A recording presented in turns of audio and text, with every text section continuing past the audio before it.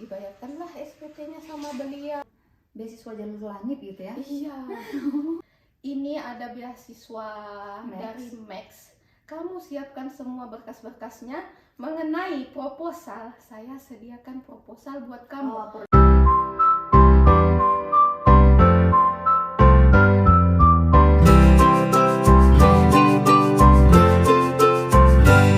Nah, teman-teman yang lain yang bersama, Terima kasih NGO, Anda terlambat. ternyata Teman-teman yang lain dari NGO yang sama-sama saya daftar udah dapat pengumuman mereka lulus. Saya belum. Jadi saya pikir oh ya udahlah, mungkin bukan rezeki saya, ternyata rezeki. Nah, kayak mana biaya lulus S2, kayak mana biayanya? Nah, sudah saya bilang sama beliau, Bapak kan tahu latar belakang keluarga saya. Terus saya juga punya adik-adik yang harus sekolah. Terus saya maksudnya laptop saya dulu tuh sekarang udah dikasih ke adik karena kan dia kan udah masuk kuliah juga saat itu. Jadi saya tidak punya apa-apa, saya betul-betul bawa diri ke situ buat daftar. Nah, ternyata kembali lagi kita jadi asisten dosen, asisten praktikum, asisten laboratorium. Nah, dari sana dibayarkanlah SPP-nya sama beliau. Jadi disuruh tangani proyek-proyek beliau yang alhamdulillah proyek penelitian, dan alhamdulillah banyak yang lulus. Memang rezekinya ya karena orang baik ya. Jadi banyak proyeknya lulus. Nah, dari situlah kita SPP saya dibayarkan dari. Ibaratnya kalau kita di Jepang itu kayak riset asisten gitu ya. Jadi kayak riset asisten gitu. Jadi dari situ biaya kuliahnya seperti kembali lagi ke kayak S1 kemarin yang jadi asisten laboratorium. Pokoknya semuanya asisten dosen, asisten laboratorium untuk yang pas S2 itu. Jadi dari situ biayanya. Selesailah S2. Selesai S2. Terus kok bisa sampai ke Jepang ini? Wah, gimana nih ceritanya nih? Nah, seru ini saudari-saudari ya. Kayaknya semuanya serba jalur langit ya. Beasiswa jalur langit gitu ya. Iya, soalnya ada teman juga kan yang itu dia dapat ke sini beasiswa itu udah secoba yang ke-8. Ini dosen ya, teman saya dosen, ngambil S3 dapat next scholarship ini. Dia itu sudah coba yang ke-8 kali. Baru lulus di sini. Nah, kalau Mbak Irma ini coba yang keberapa kali next scholarship ini? Ya Allah, betul-betul kalau mau dibilang ya Allah, kenapa Tuhan selalu memberikan surprise yang betul-betul di luar dugaan saya. Saya tuh awalnya tuh dekan dari Max di sini, dia berkunjung ke Unhas mencari mahasiswa yang mau daftar beasiswa. Nah, pada saat itu tidak ada satupun dari. Kadang-kadang gini kan, kadang-kadang daftar apa beasiswa Max, enggak lah, nanti bakal nggak lulus gitu kan. Iya benar, kebanyakan gitu kan. benar, Karena beberapa kali teman daftar aja dulu, enggak lah nanti saya nanti susah gitu iya kan. benar. Padahal kita nggak tahu kan, kita daftar itu tuh kuota itu rezeki siapa kan kita nggak tahu ya kan. Terus gimana? Nah, ajaibnya tuh di situ, karena kan saya bilang lah beasiswa dalam negeri aja kayak gitu nggak pernah lulus. Dalam negeri, beasiswa dalam negeri nggak pernah lulus. Pernah sih lulus 1 kali, tapi itu pun kan berhenti tengah jalan entah karena prosesnya banyak ya, administrasi atau apa. Yang waktu pas S1 tuh kan nggak pernah dapat beasiswa 1 semester, habis itu kan macet. Nah, terus setelah itu pas S2 karena nggak mau membebani dosen saya yang menyekolahkan saya kan, saya sambil daftar beasiswa. Berapa kali saya daftar beasiswa, tidak ada satupun yang lulus. Saya bilang jangankan beasiswa luar negeri, beasiswa Indonesia saja tak pernah lulus. Ya udahlah, pesimis selagi di situ. Ya udahlah, tapi karena Pak dekannya kan ke Unhas cari mahasiswa. Karena kalau nggak salah EHIMI University ini dia punya kerjasama dengan Unhas. Ya kemarin juga kampus saya kan nanya juga sih dekannya, udah ada belum kerjasama belum? Karena EHIMI itu ada kerjasama itu yang ada sama UGM, sama Unhas, sama IPB, sama apa ya, ada 2 lagi kalau nggak lupa. Kalau nggak salah sama ITERA juga pernah, yang sensei yang di bawah sana. Baru kampus apa lagi ya pernah? I3L juga ada kerjasama ya. Itu kampus di Jakarta ya. kampus internasional gitu di Jakarta ITRI. Nah, dan jadi sensei ke sana. Sensei ke sana cari mahasiswa. Nah, yang ajaibnya tuh kenapa tidak ada satupun perwakilan dari Unhas yang daftar, tidak ada. Padahal bahkan dosen-dosen yang di sana bahkan juga dosen-dosen di sana nggak ada yang daftar. Padahal ini loh ditawarkan beasiswa loh, dikasih beasiswa. karena Ini kerjasama siapa? tadi ya. Kerjasama you to you. Nah, dibilanglah sama dosen saya tuh, disuruh Irma daftar aja dulu kan, Unhas, masa nggak ada dari Unhas. Entah mungkin memang sudah dirancang sama Tuhan, Irma daftar aja dulu. Kan ini udah, jangankan luar negeri, dalam negeri aja nggak pernah lulus kok, bisa-bisa Ya, dia karena daftar. kan memang masalahnya selalu di situ gitu ya kan. Kadang orang belum daftar aja Udah pesimis. ya, ibaratnya apa, belum berperang udah merasa kalah dulu gitu ya. Itu yang saya rasakan. Tapi ya disuruh daftar aja dulu ya maksudnya kan pada saat itu kan memang kerja sama bapak tuh. Saya bilang udah, saya kan udah selesai pak, jadi mau berhenti dari bapak. Nah bapak itu, beliau itu bilang, Irma, kamu keluar dari saya cuman boleh melewati 3 jalan. 1 menikah, 2 kerja, 3 lanjut kuliah. Nah cuma 3 jalan. Menikah sama siapa? dapat kerjaan, belum ada mau dapat kerjaan. Terus yang ketiga ya udah daftar aja dulu itu. Saya bilang ya sudahlah Tuhan, bismillah. Saya pada saat itu minta sama Tuhan ya mana-mana saja lah. Padahal kan saya mintanya sama Tuhan, ya Allah jodoh, ya Allah jodoh. Minta jodoh dulu ya. terus bahkan kalau nggak salah kemarin udah hampir ini ya, hampir mau menikah ya maksudnya. Ya, cuman udah kan nunggu selesai. Cuman syaratnya daftar dulu beasiswa, setelah itu terserah kamu. Ya udahlah. Oke Tuhan, saya daftar. Oke, mungkin sekarang memang disuruh daftar kali. Saya tuh mikirnya gini, mungkin takabur atau apalah. Ya udahlah, beasiswa dalam negeri aja nggak lulus, apalagi luar negeri. Ya udahlah, paling entar juga nggak lulus. Ya Allah ya Rabbi, ternyata lulus.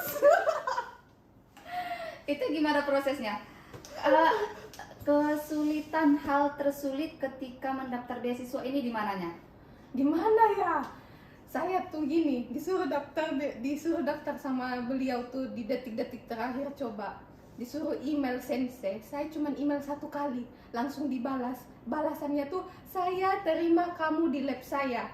Dan yang paling spesial, orang itu susah-susah kan ya buat apa namanya, Cari buat sensei ya, riset proposal. Ya susah cari sensei. Saya cuman email 1 kali sensei di sini, sensei. Cuma 1 kali. Itu isi emailnya gimana? Apakah Bismillahirrahmanirrahim, kayak gitu? Atau gimana isinya? Atau misalnya perkenalkan saya ini, saya dapat sensei dari, saya kenal sensei dari sensei ini gitu. Ada nggak bawa nama sensei lain atau mahasiswa lain gitu?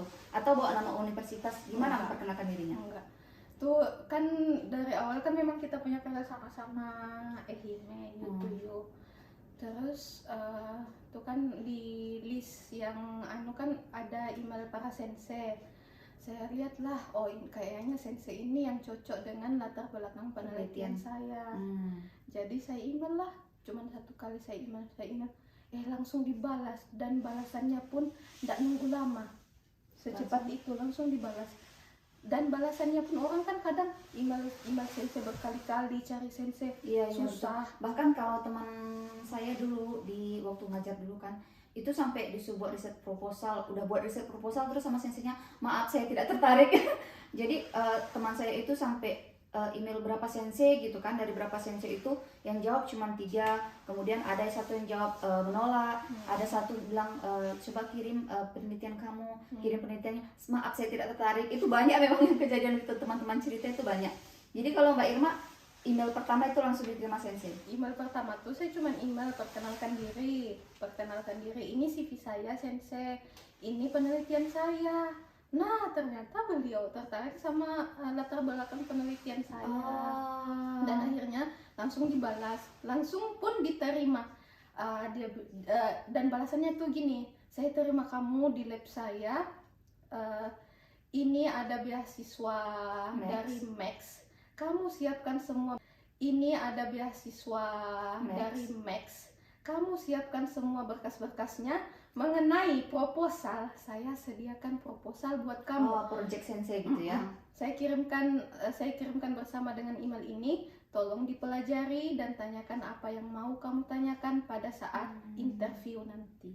Oh, Makanya berarti Mbak Irma ini kunci dari mencari sensei di kasus Mbak Irma ini adalah kesesuaian latar belakang penelitian Mbak Irma dengan sensei.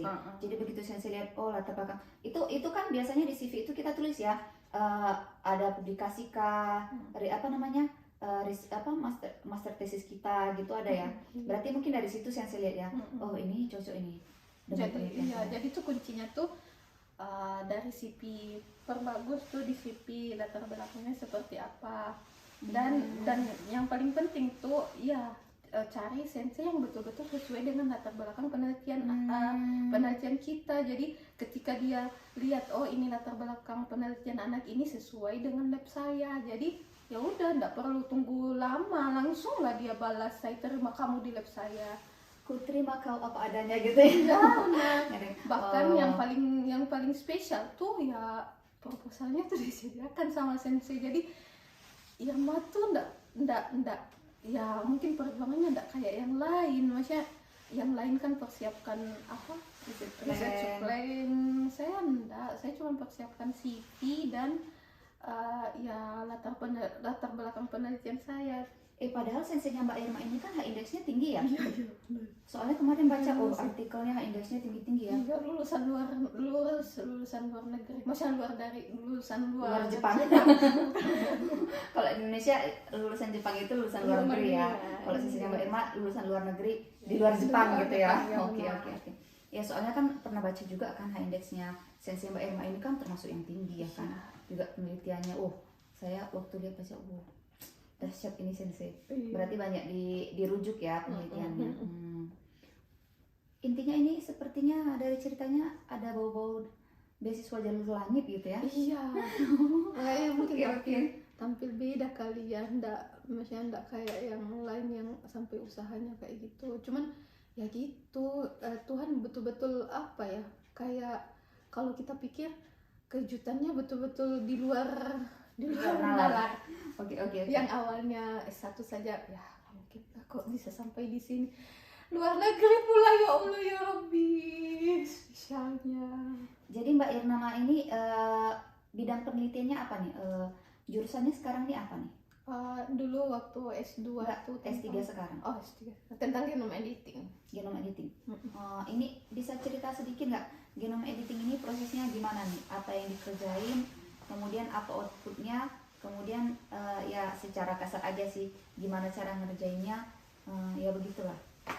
Kira-kira bisa nggak nanti kita terapkan di Indonesia? Soalnya kemarin begini, waktu saya ketemu salah satu pejabat Indonesia kita ya kan, gitu kan ditanya-tanya, bahasa ini apa penelitiannya? Terus saya bilang, oh ya Bu, ini penelitiannya di bidang kimia, pestisida gini. Oh bisa nggak itu nanti diterapkan untuk di Indonesia ya?